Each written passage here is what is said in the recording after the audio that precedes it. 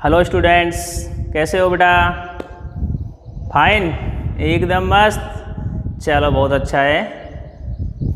तो GIS school कटुमर के online classes में आपका हार्दिक अभिनंदन और स्वागत है बेटा। 11th क्लास का एक टॉपिक हमने यहाँ से शुरू कर रखा था, सेट्स अर्थात समुच्च। ठीक है, और समुच्च के बारे में हमने थोड़ा पहले वाली क्लास में सीख भी लिया है, थोड़ा सा पढ़ा है ना। हाँ, इतना कुछ ज़्यादा पढ़ा नहीं है, उसमें हमने थोड़ा सा समुच्च के बारे में पढ़ा था, है ना। हाँ, जो इससे पहले क्लास आई थी उसमें हमने थोड़ा सा समुच्च को स्टार्ट कर लिया था। अब एक बार मैं आपको वो रिवाइज कराता हूँ, है ना, और फिर आगे से उसको लेके चलते हैं। ठीक है भाई। सबसे पहले मैंने आपको समुच्च की परिभाषा बताई थी बेटा। सबसे पहले जो समुच्च की परिभाषा बताई थी वो क्या थी बेटा?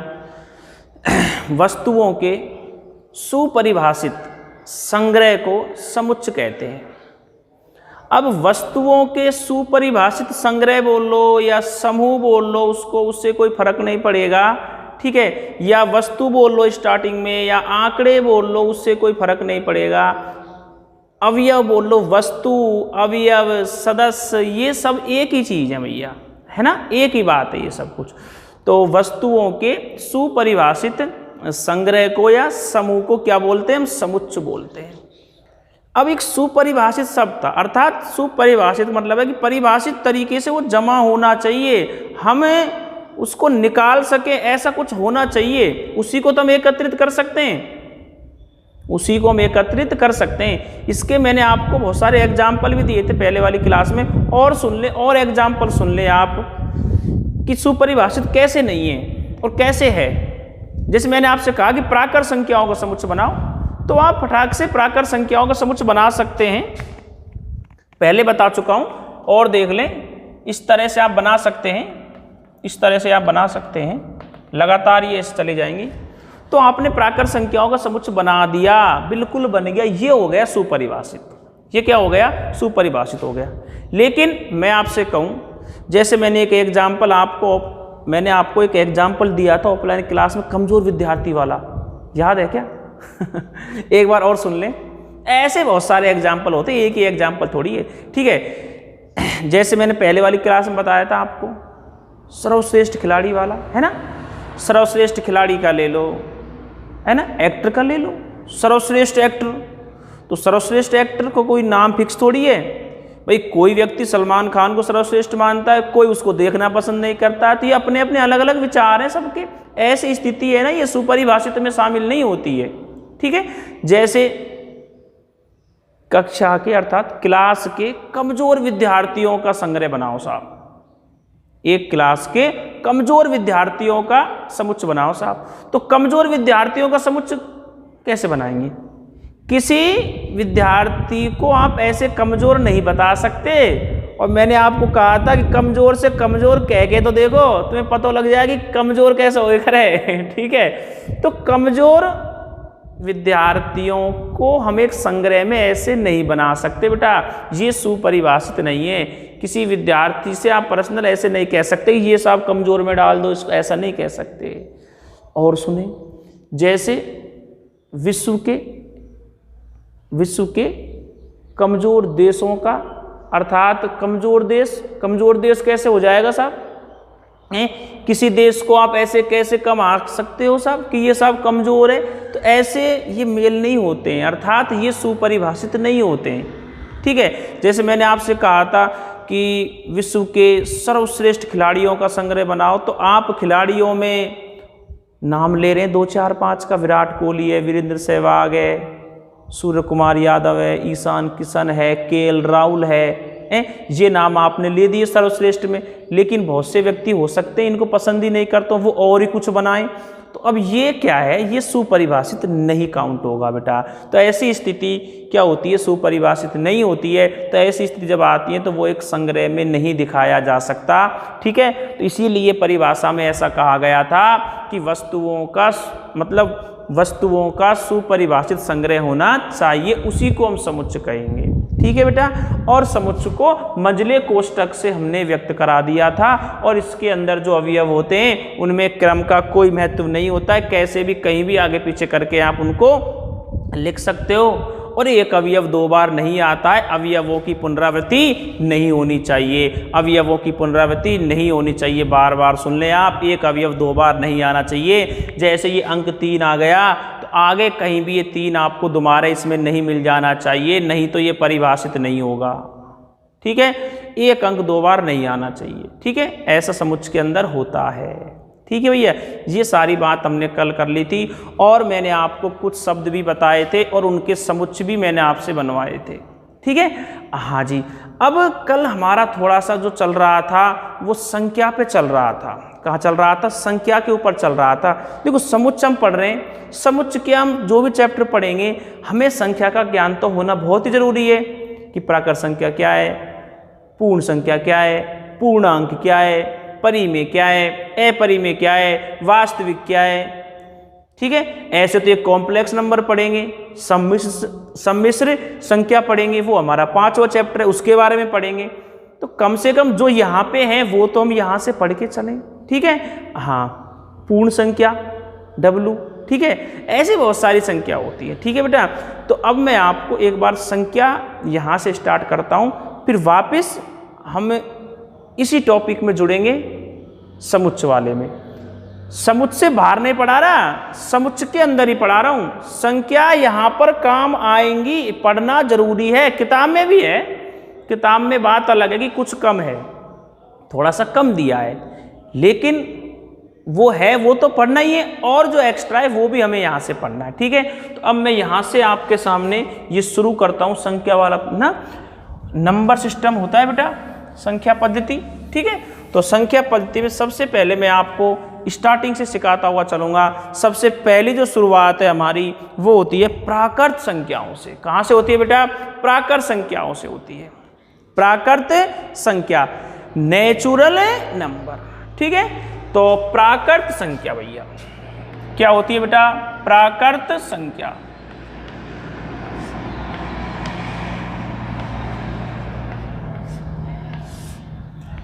अंग्रेजी में भैया क्या बोलते हैं इसको? Natural number. नेचुरल नंबर, प्राकृत संख्या।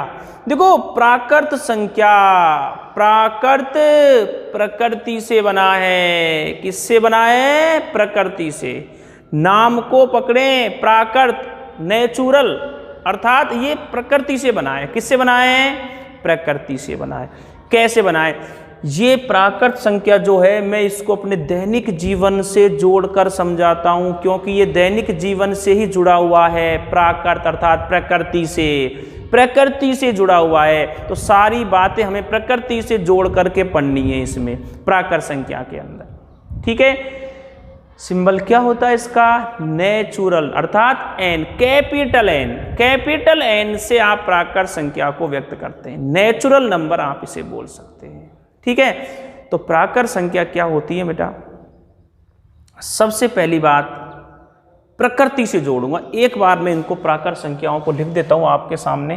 कैपिटल एन के बराबर 1 2 3 4 5, इस तरह से चलती रहती है। कहाँ से स्टार्ट हुई साहब? 1 से। कहाँ से स्टार्ट हुई? 1 से। 1 से क्यों स्टार्ट हुई? सब कुछ अभी कारण सहित बताऊंगा। 1 2 3 4 5 लगातार जा रही है साहब। किधर जा रही है? अनंत की ओर। ऐसे मत कहना अनंत तक जा रही है गुरुजी, ऐसे मत कहना। कैसे मत कहना कि साहब अनंत तक जा रही है? कुछ बच्चे ऐसे भी बोलते हैं, बोलते हैं ना। बोला है आपने, मैंने पूछा है जब, आपने बोला है अनंत तक। अनंत तक मत लगाओ, अनंत पे आज तक कोई नहीं पहुंचा, तुम क्या पहुंचोगे? समझ रहे हैं बात को? कोई नहीं पहुंचा।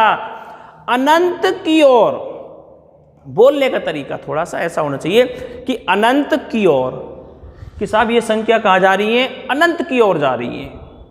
ठीक है, अनंत तक नहीं, अनंत की ओर जा रही है साहब ये संख्याएं। कौन सी? प्राकृत संख्या। 1 से स्टार्ट होती है साहब। कहाँ से स्टार्ट होती है? 1 से। 1 के बाद कौन सी आएगी? 2।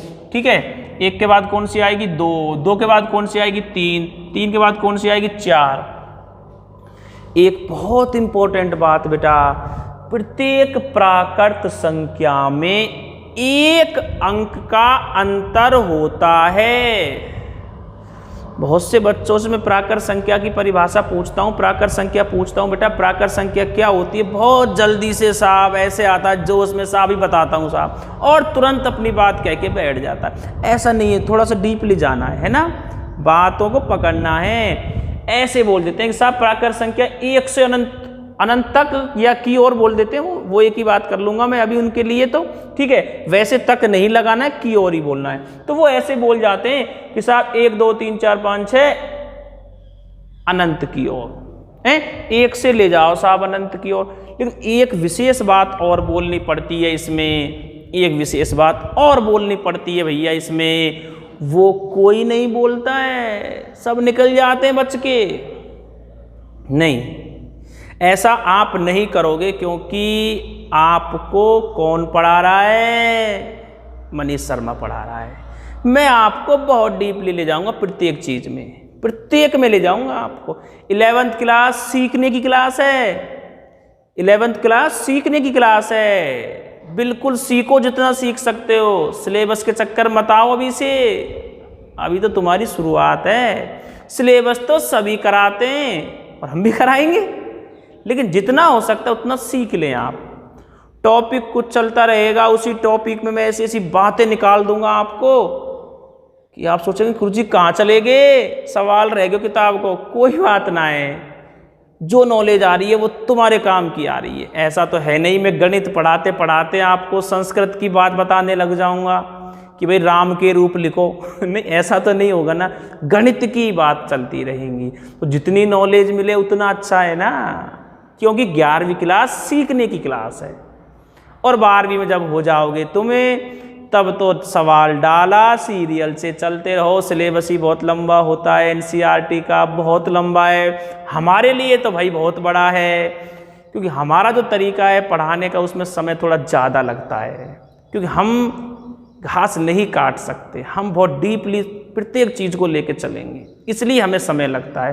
और एक हम कुछ छोड़ते नहीं है, एनसीईआरटी की एक लाइन हम छोड़ते नहीं है, एक भी लाइन नहीं छोड़ेंगे, जिसका मतलब आपको हम नहीं बताएंगे, ठीक है, इसलिए हमें समय लगता है। तो आप सिलेबस की चिंता ना करें, आप पढ़ते जाएं, सीखते जाएं। आप ये सोचें कि हमने कुछ सीखा है कि नहीं सीखा, बस जो पढ़ाया है वो सीखा है या नहीं सीखा, वो समझ आया या नहीं, बस ये सोचना है आपको, ठीक है।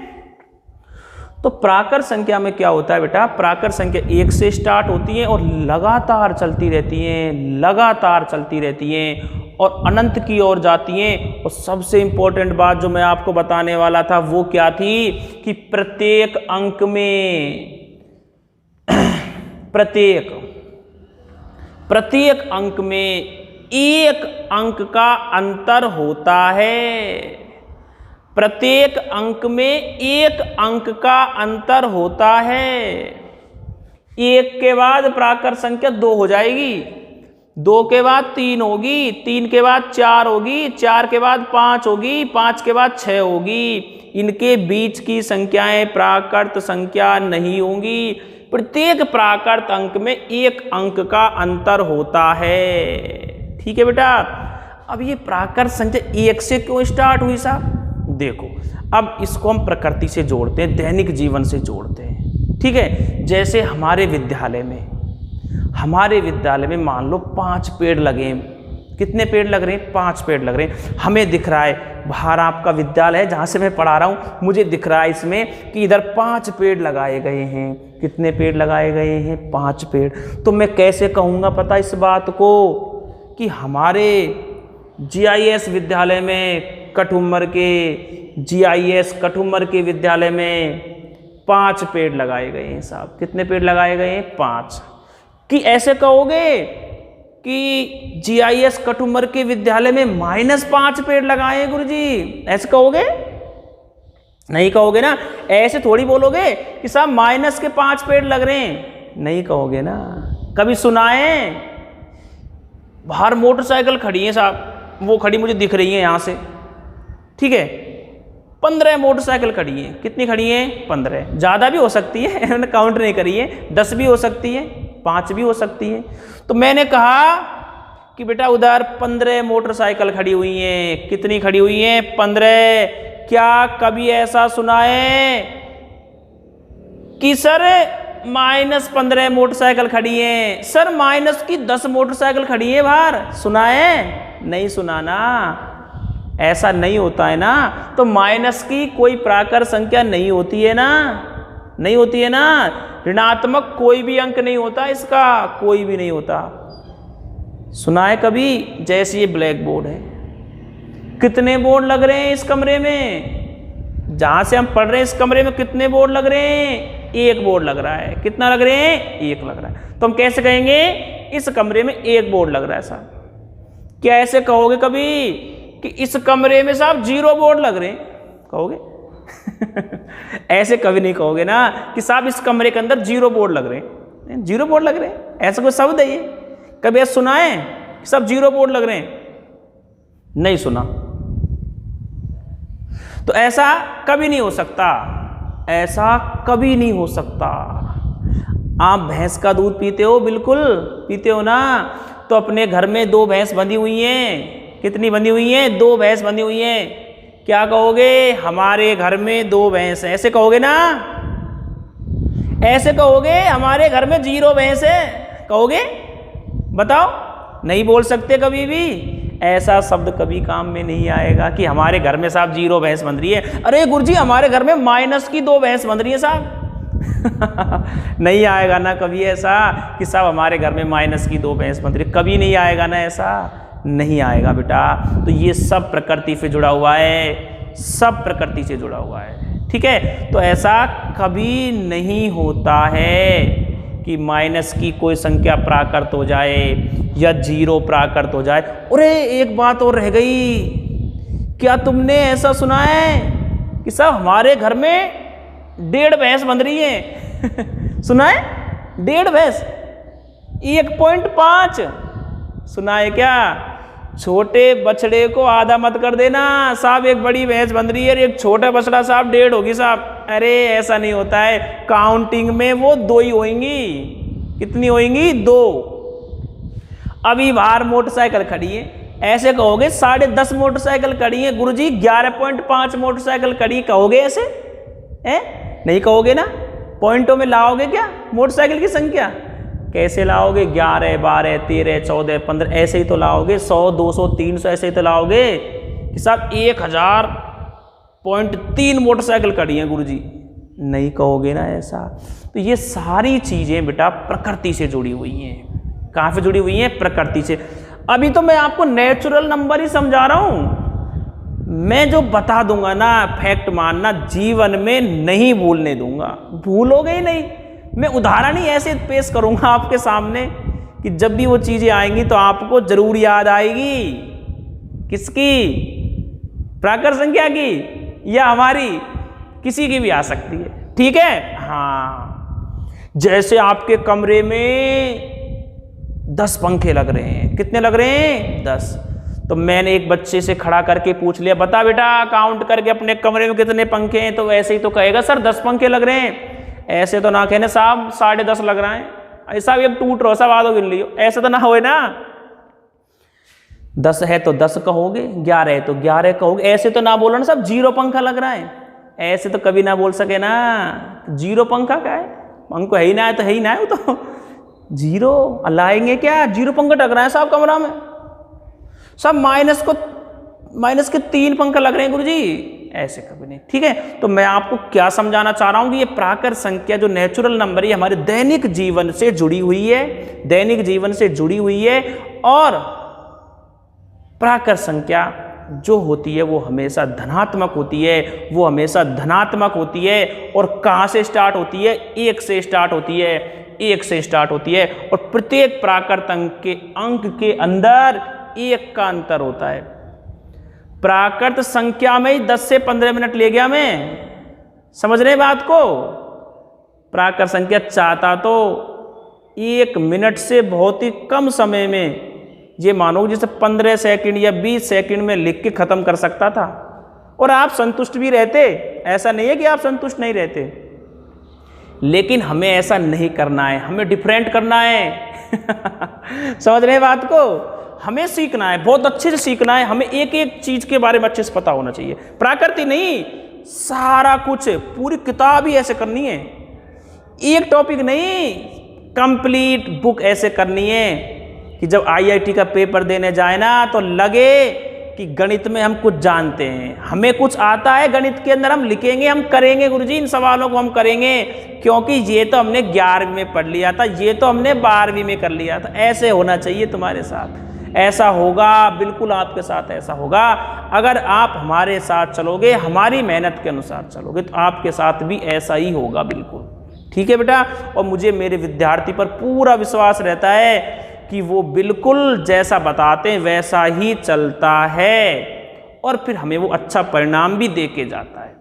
अभी तक तो हमारे विद्यार्थी बहुत ही सिंसियर मिले, भगवान से बस यही कृपा है कि हमें ऐसे ही विद्यार्थी देते रहें, बस यही हमारी भगवान से आस है। हम भगवान से और कुछ नहीं मांगते हैं, सब कुछ तुम्हारे लिए मांगते हैं। ठीक है, हाँ बेटा, आगे देखें अब आप। तो प्राकृत संख्या का टॉपिक आपका बिल्कुल समाप्त हो जाता है।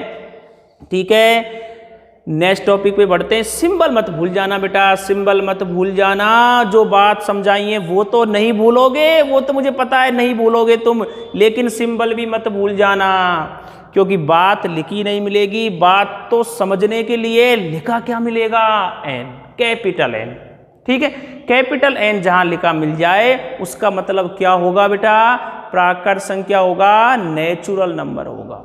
ठीक है बेटा, कैपिटल एन, स्मॉल एन नहीं बता रहा मैं, कैपिटल एन की चर्चा की है मैंने आपके सामने। हाँ, अंतर होता है यहाँ पर, स्मॉल से तुलना मत कर देना, मैं कैपिटल बोल रहा हूँ तो कैपिटल से तुलना करना बेटा। कैपिटल एन मतलब नेचुरल नंबर अर्थात प्राकृत संख्या बेटा। नेक्स्ट लेते हैं भैया नंबर 2। ठीक है, पूर्ण संख्याएं ले लेता हूँ, क्रम से बढ़ा रहा हूँ मैं एक एक करके, क्रम से, जैसे जैसे आवश्यकता है संख्या की वैसे वैसे मैं बढ़ता हुआ जाऊंगा। ठीक है भाई, ये आपको धनात्मक बता दी मैंने, अब मैं 0 ले लेता हूँ, फिर माइनस पे आ जाता हूँ, फिर पॉइंट, ऐसे करके मैं इसको बढ़ाऊंगा। ठीक है भाई, अच्छा जी, तो हमारा नेक्स्ट आता है पूर्ण संख्या। क्या आता है बेटा, पूर्ण संख्या आता है। पूर्ण संख्या को अंग्रेजी में होल नंबर बोलते हैं। क्या बोलते हैं, whole number, WHOLE, whole number. Number तो सभी जानते हैं, ठीक है, हाँ, मोबाइल में नंबर चलता रहता है तो नंबर तो सबको पता है, NUMBER नंबर होता है। ठीक है बेटा, पूर्ण संख्या, होल नंबर, होल नंबर। तो होल नंबर मीनिंग कहाँ से स्टार्ट करी मैंने, जल्दी बताओ, मीनिंग कहाँ से स्टार्ट करी मैंने पूर्ण संख्या की, W से। कहाँ से स्टार्ट करी, W से, तो इसका प्रतीक चिन्ह बन गया W। क्या बन गया जी, W बन गया, किसका, पूर्ण संख्या का। तो पूर्ण संख्या का प्रतीक चिन्ह क्या बना जी, W बना। ठीक है, W से हम पूर्ण संख्या को व्यक्त करते हैं। किसको करते हैं, पूर्ण संख्या को। ठीक है बेटा, होती क्या है वो मैं आपको बताता हूं। संख्या आपने समझ रही, संख्या में अब बढ़ते बढ़ते चलेंगे धीरे धीरे करके। इसी को उतारना है 0 लगा के, 0 1 2 3 4 डॉट डॉट। ऐसे में सोचना सर 5 रह गया, कोई बात नहीं, डॉट डॉट लगा तो दिया, 4 के बाद 5 ही तो आएगा, 5 के बाद फिर 6 आ गया, फिर जान कितने रह गए। ठीक है, तो प्राकृत संख्या के लिए जो शर्त होती है वो ही शर्त पूर्ण संख्या में भी चलेगी, लेकिन एक अंक एक्स्ट्रा है, एक ही अंक का अंतर है सिर्फ 0 का। 0 से स्टार्ट कर दी तो पूर्ण संख्याएं, 0 से स्टार्ट कर दी तो पूर्ण संख्याएं, 1 से स्टार्ट कर दी तो प्राकृत संख्या। नियम वही है, नियम में बदलाव नहीं है, नियम में बदलाव नहीं है, वही इनमें भी एक अंक का अंतर होता है, इनमें भी एक अंक का अंतर होता है। समझ रहे हैं आप बात को, हाँ। तो ये नेचुरल नंबर, ये अपनी पूर्ण संख्या हो गई। ठीक है, इसके बाद नेक्स्ट आती है 3 नंबर पे। ठीक है भैया, पूर्णांक। क्या आते हैं बेटा, पूर्णांक। पूर्णांक समझेंगे भैया, सबसे पहले मैंने आपको समझाया प्राकृत अंक, उसके बाद मैंने आपको समझाया पूर्ण संख्या। इसमें तो कोई डिफरेंट नहीं था, सिर्फ जीरो लगाया मैंने, सिर्फ क्या लगाया, जीरो लगाया। तो जीरो से स्टार्ट हो गई, एक से स्टार्ट हो गई। अब माइनस की ओर ले लेते हैं। कौन से ले लेते हैं, माइनस, माइनस रह गया ना, तो अब माइनस की ओर लेंगे तो संख्या बदलेगी। कैसे बदलेगी, हम पहुंच जाएंगे पूर्णांक पर। हम कहाँ पहुंच जाएंगे, पूर्णांक पर। तो पूर्णांक के लिए देखेंगे अब आप, इसका प्रतीक चिन्ह होता है जी आई या जेड। ठीक है भाई, आई या जेड। आई का मतलब क्या होता है जी, आई का मतलब क्या होता है, आई इंटीजर नंबर। आई का मतलब इंटीजर नंबर। ठीक है, आप 10वीं पास करके आए हैं, बिल्कुल आए हैं, बिल्कुल आए हैं, इसमें तो कोई पूछने की बात भी नहीं है। तो 10वीं तक आपने जो पूर्णांक पढ़े हैं, 10वीं तक आपने जो पूर्णांक पढ़े, वहाँ पर आपने अधिकांशतः देखा था कि पूर्णांक को जेड से दिखा देते थे। किससे दिखाते थे, जेड से। जेड से भी पूर्णांक को दिखा देते थे। ठीक है, ये भी पूर्णांक है भैया। आई का मतलब होता है इंटीजर नंबर, इसकी मीनिंग आई से शुरू होती है, इसलिए पूर्णांक का प्रतीक चिन्ह आई हो गया।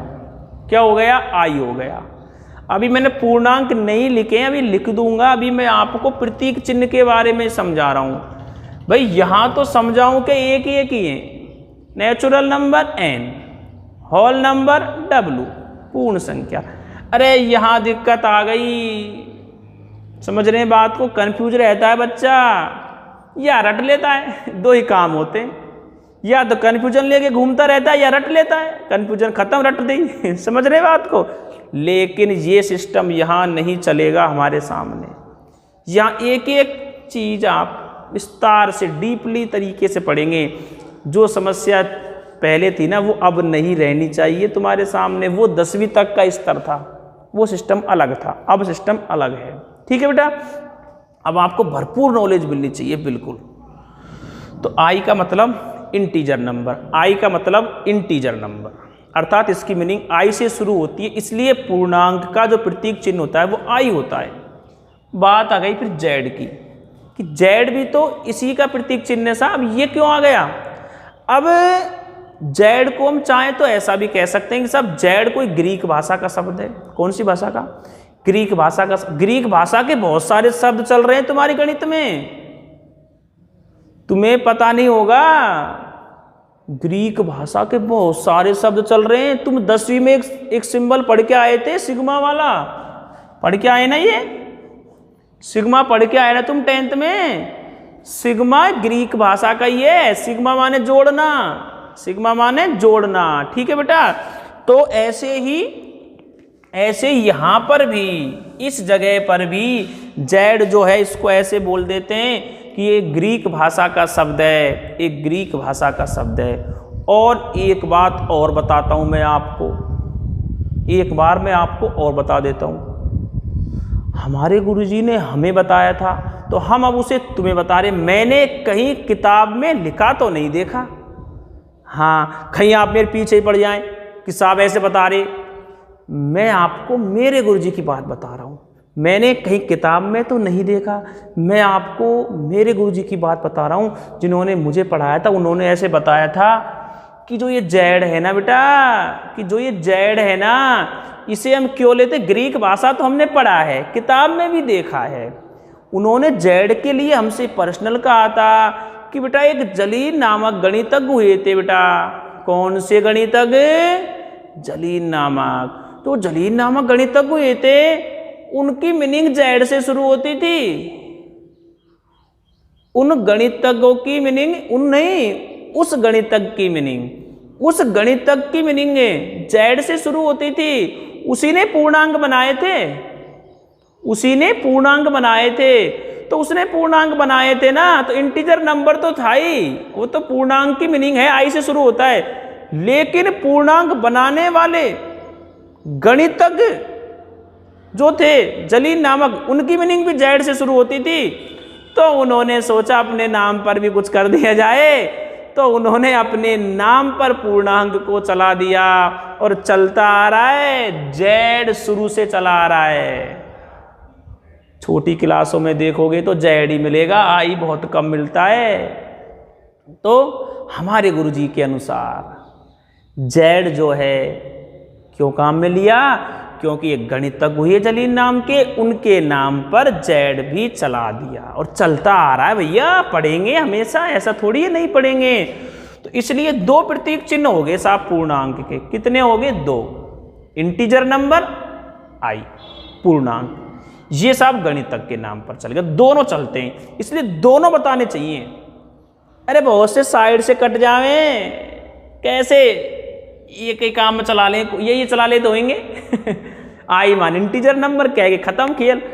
लेकिन यहां से बचे कैसे? अब तक तो पढ़ाई ये है, अब तक तो पढ़ाई ये है, यहां से कैसे बच जाएंगे? अरे बचेंगे कैसे? प्रश्नावली में बीच में आएगा बिलोंग्स टू जेड लिखा आएगा, फिर जेड सोचोगे क्या है, फिर वहां कह देंगे साहब पूर्णांक, वहां कोई पूछ भी ना रहो। लेकिन पहले क्लियर करके चलें, ठीक है? तो आई और जेड दोनों ही पूर्णांक होते हैं बेटा। कैसे होते हैं पूर्णांक वो मैं आपके सामने लिख रहा हूं। 0, 1, 2, 3, चलो बहुत है इतने, ठीक है? पार तो नहीं निकल गया स्क्रीन से, ये बड़ी झंझट रहती है, थोड़ा देखना पड़ता है इसमें। कहीं मैं बोर्ड तो बहुत बड़ा है, इधर उधर चला जाऊं आपको दिखे ही नहीं, है ना? थोड़ा ध्यान रखना पड़ता है स्क्रीन पर भैया।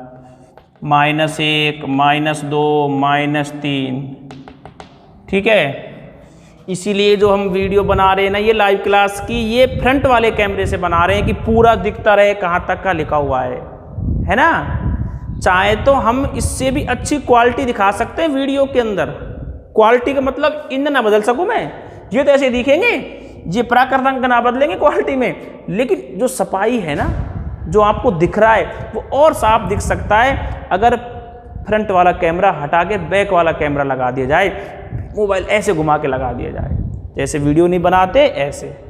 अब फ्रंट वाला लगा रहा हूं तो फ्रंट वाला कम होता है, वो ज़्यादा होता है, उससे और क्लियरिटी बढ़ सकती है। लेकिन ऐसा कुछ नहीं है, इसमें भी दिख रहा है सब, ठीक है? हाँ, इसमें क्या फिर हमें नहीं दिखेगा, और जब हमें हम ही ना दिख रहे तो फिर हम कैसे पढ़ाएंगे? समझ रहे?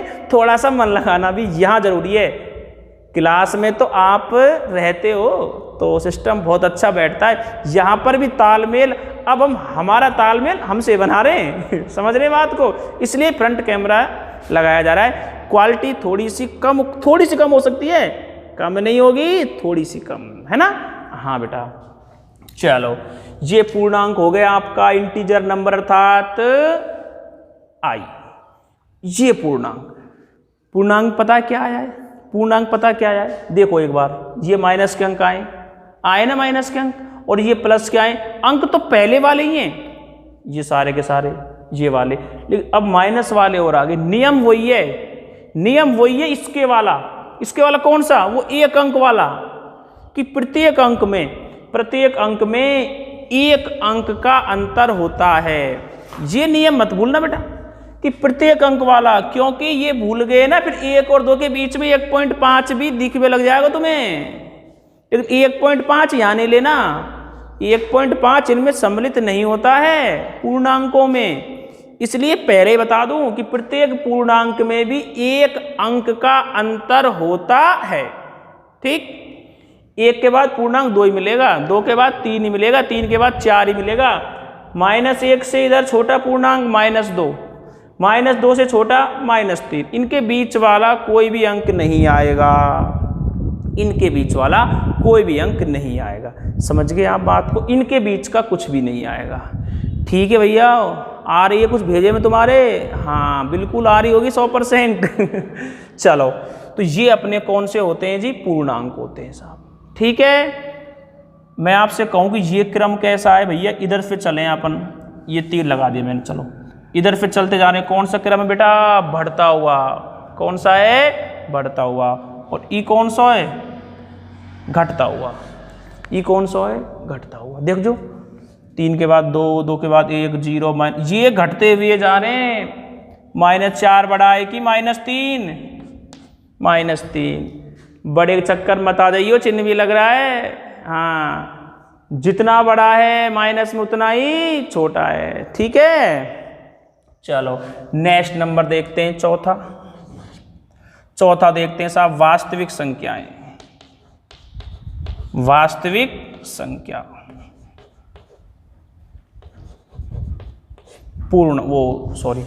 वास्तविक संख्या, पूर्णांक तो पहले ही हो गया। अब हम यहां से वास्तविक संख्या को देखते हैं। किसको देखते हैं? वास्तविक संख्या। वास्तविक संख्या को थोड़ा ध्यान से समझना भाई। अब संख्याओं का बिल्कुल संग्राम होने वाला है, महासंग्राम होगा इसके अंदर, सब कुछ मिलेगा। यहाँ तक जो पढ़ा है तुमने, यहाँ तक पढ़ा है। कॉम्प्लेक्स नंबर अलग है, वो अलग बात है, वो अलग चीज है। कौन सी चीज है पता है वो? जब तुम 10वीं में सवाल करे ना, तो तुम्हारे पास जब ऐसे आ जाता था, अंडर रूट के अंदर -3, अंडर रूट के अंदर -36, ऐसे जब तुम्हारे पास आ जाए करता था, तो तुम उसे वहीं छोड़ाए करे, नॉट इक्वल टू करके ऐसे कर देते भाई। x हो तो x, y हो तो y, जो भी था इधर तो ऐसे करके छोड़ाए करे। क्यों? क्योंकि आप इसे ऐसे बोलते थे, यह एक काल्पनिक संख्या है। क्योंकि रूट के अंदर अगर माइनस का अंक आ जाता है तो हम उसे काल्पनिक अंक बोलते हैं। तो आप इसे वहाँ छोड़ के आते थे, कैसे कह के कि यह एक काल्पनिक संख्या है। कैसे कह करे कि यह एक काल्पनिक संख्या है, इसके मूल संभव नहीं है। आपकी बात गलत नहीं थी। क्यों? क्योंकि वो सवाल जो होते थे ना, वो सारे वास्तविक संख्याओं के लिए होते थे कि वास्तविक मान बताना है, वास्तविक मूल बताना है। ये आ गया था काल्पनिक, इसलिए वहाँ छोड़ना पड़ता था, क्योंकि वास्तविक मूल संभव नहीं हो रहा था। लेकिन यहाँ 11th क्लास के अंदर हम ऐसी समस्याओं को हल करेंगे, हम ऐसी समस्याओं को हल करेंगे चैप्टर नंबर 5 में, कॉम्प्लेक्स नंबर। कॉम्प्लेक्स नंबर में 2 तरह की संख्या होंगी, वास्तविक और काल्पनिक। काल्पनिक कौन सी जो तुम छोड़ाए, वास्तविक कौन सी जो तुमने पढ़ी है। यहां से मैं पढ़ा रहा हूं दोबारा, ठीक है। वास्तविक जो तुमने संख्या पढ़ी है वो सब वास्तविक, ठीक। जो तुम छोड़ाए इस तरह की वो काल्पनिक। तो ये काल्पनिक वास्तविक दोनों मिलाकर के कॉम्प्लेक्स नंबर तैयार होगा, वो हम चैप्टर नंबर 5 में देखेंगे, ठीक है बेटा। अभी हमारा काम है वास्तविक संख्या पढ़ने का। क्या काम है बेटा? वास्तविक संख्या पढ़ने का। वास्तविक संख्या 2 संख्याओं से मिलकर बनी होती है। वास्तविक संख्या 2 संख्याओं से मिलकर बनी होती है। कौन कौन सी? परिमेय प्लस अपरिमेय, ठीक है। वास्तविक संख्या 2 संख्याओं से मिलकर बनी होती है, एक तो परिमेय संख्या और एक अपरिमेय संख्या। दोनों चीज आती है इसमें वास्तविक के अंदर। परिमेय भी उसी में आती है और अपरिमेय भी उसी में आती है। दोनों की दोनों संख्या वास्तविक में आ जाती है। वास्तविक संख्या को अंग्रेजी में रियल नंबर बोलते हैं। क्या बोलते हैं? Real number, REAL, real number. और इसका प्रतीक चिन्ह क्या होता है भाई रियल नंबर का? Capital R। क्या होता है जी? Capital R। अब आपको इसके बारे में बताता हूं मैं।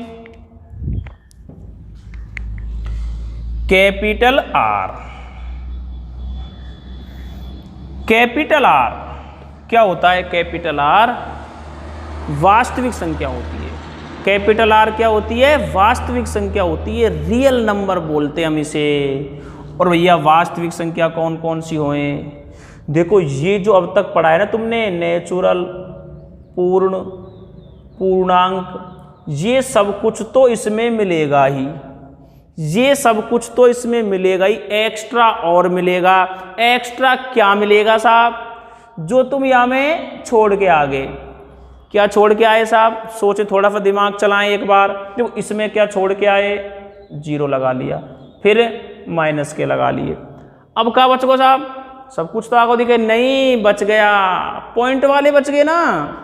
1.5 -3.7, 2/3, 4/3, 3/4।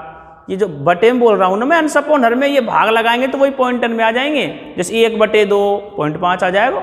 ठीक है, हाँ। तो ये बच गए साहब, पॉइंट वाले बच गए। कौन से बच गए? पॉइंट वाले। तो पॉइंट वाले बच गए, तो पॉइंट वाले और सम्मिलित कर दो यहां में, पॉइंट वाले और सम्मिलित कर दो, क्या बन जाएंगी? वास्तविक संख्या बन जाएंगी। क्या बन जाएंगी? वास्तविक संख्या। पॉइंट वाले और जोड़ देंगे तो फिर वास्तविक संख्या बन जाएंगी। ठीक है बेटा, तो यहां से आगे का मैं आपको नेक्स्ट क्लास में कराऊंगा। वास्तविक संख्या हम नेक्स्ट क्लास से फिर से शुरू कर लेंगे। ठीक है, हाँ, क्योंकि अब क्लास का समय अपना कंप्लीट हो चुका है। ठीक है भाई, चलो ओके बाय। जय हिंद, जय भारत।